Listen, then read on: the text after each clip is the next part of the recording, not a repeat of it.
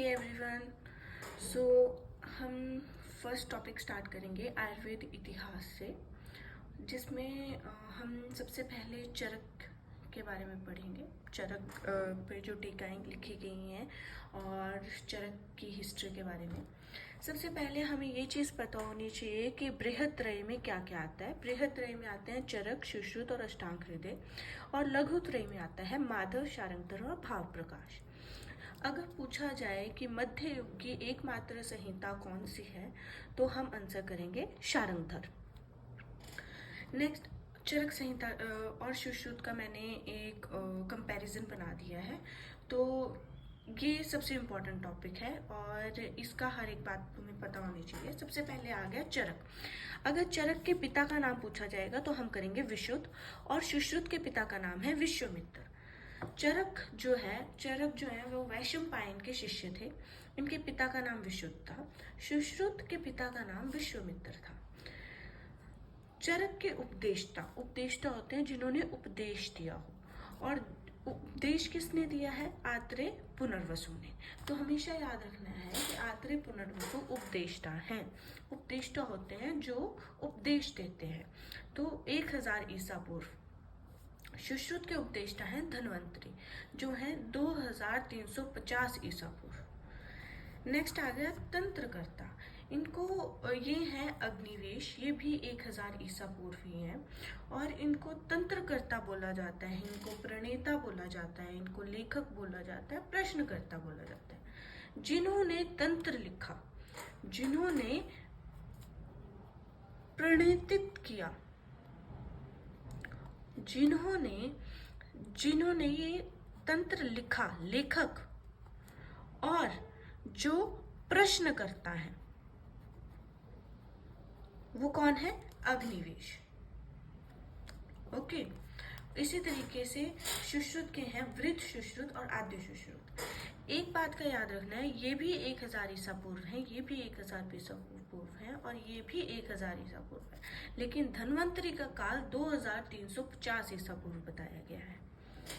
Next आएगा प्रतिसंस्कर्ता, जिन्होंने उसको सरल लैंग्वेज में लिखा। नेक्स्ट जो चरक आए, उन्होंने दूसरी शती में जो तंत्रकर्ता जो लिख के चले गए थे अग्निवेश तंत्र, उनको फिर से संस्कृत किया, वो आगे चरक। और सुश्रुत में आएंगे सुश्रुत 3rd शताब्दी। याद रखना है ये 2री शताब्दी में है और ये 3री में है। इसी तरीके से द्रिबल 4th में आएंगे और नागार्जुन आएंगे 5th में। इनको बोलते हैं द्वितीय प्रतिसंस्कर्ता। इनको पूरक और संपूरक भी बोला जाता है, और इन्होंने 41 अध्याय लिखे। अब इन 41 अध्याय में क्या क्या आता है? इसमें आते हैं 17 चिकित्सा के अध्याय, प्लस 12 कल्प, प्लस 12 सिद्धि के अध्याय। अगर हम ये सारा चिकित्सा के ना याद करके हम याद करेंगे 13 जो चरक ने दे दिए हैं अध्याय, जो लिखे हुए उनको मिले, वो अध्याय हम याद कर लेंगे। तो वो कौन कौन से थे? चिकित्सा के पहले 8 अध्याय, फर्स्ट 8 अध्याय, प्लस उसको याद करने का तरीका है हमारे पास वैम। वैम से आएगा विष, विसर्प, अर्श, अतिसार,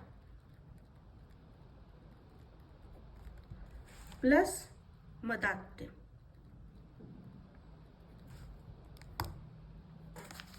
तो दृढ़बल ने जो है 41 अध्याय लिखे, उसमें से 17 चिकित्सा के अध्याय थे, 12 कल्प थे, 12 सिद्धि थे।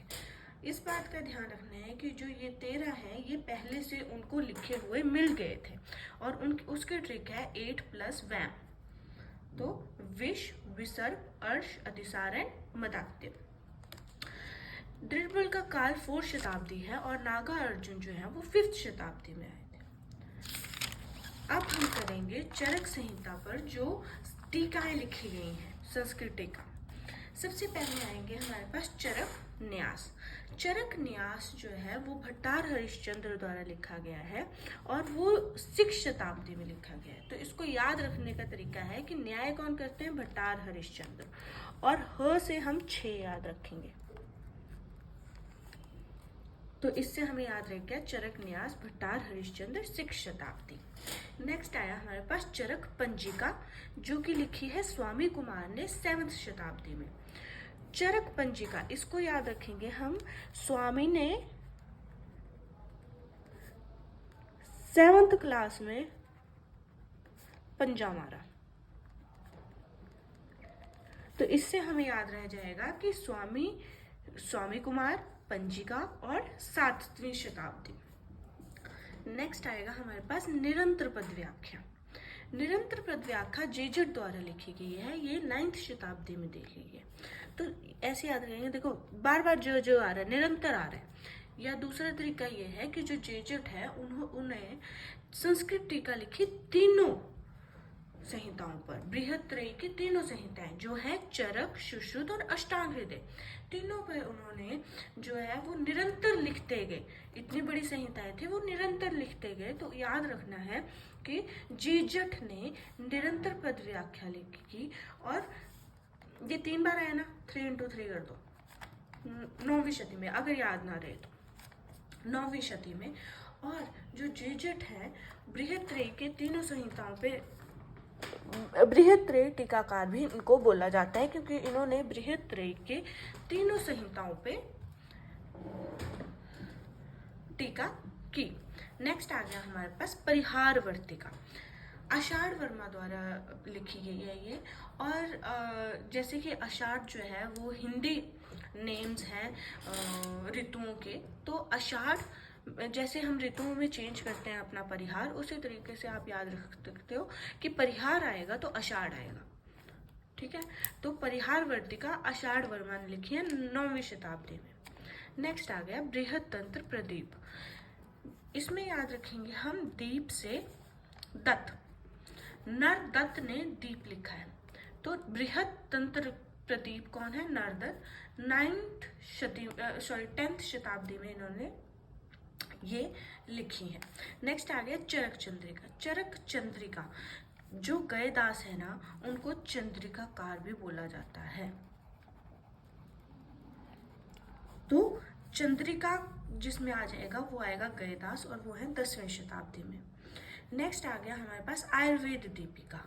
जो चक्रपाणी है उनको हम चरक, चतुरारण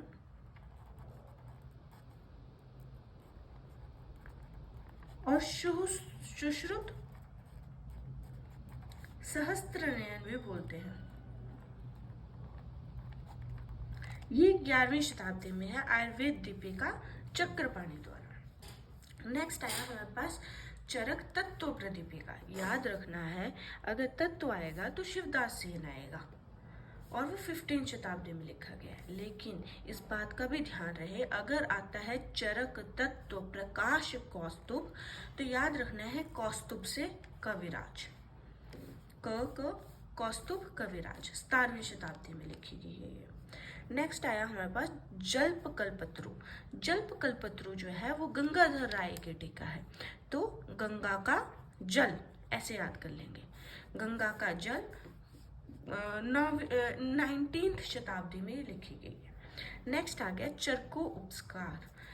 उपकार किसने किया, योगी ने किया। तो योगींद्र नाथ ने क्या लिखी है, चरको उपकार, 20th शताब्दी की ये टीका है। नेक्स्ट आ गया हमारे पास चरक प्रदीपिका। देखो दीप चलाया है किसका, ज्योति, दीप होती है ज्योति, प्रदीप किया है, प्रदीपित किसको किया है, ज्योति को किया है। और ये लिखी गई है 20th शताब्दी में। इस तरीके से हम चरक की जो टीकाएं हैं वो हमने कर ली, चरक की हिस्ट्री हमने सारी पढ़ ली, चरक के साथ हमने सुश्रुत का भी कंपैरिजन करके पढ़ा है। तो इस तरीके से हमारे चरक की जो हिस्ट्री है वो ख़त्म होती है। नेक्स्ट टॉपिक जो है हमारा सुश्रुत की हिस्ट्री होगी। और अगर आप ऐसी वीडियोस और देखना चाहते हैं तो follow me guys. Thank you.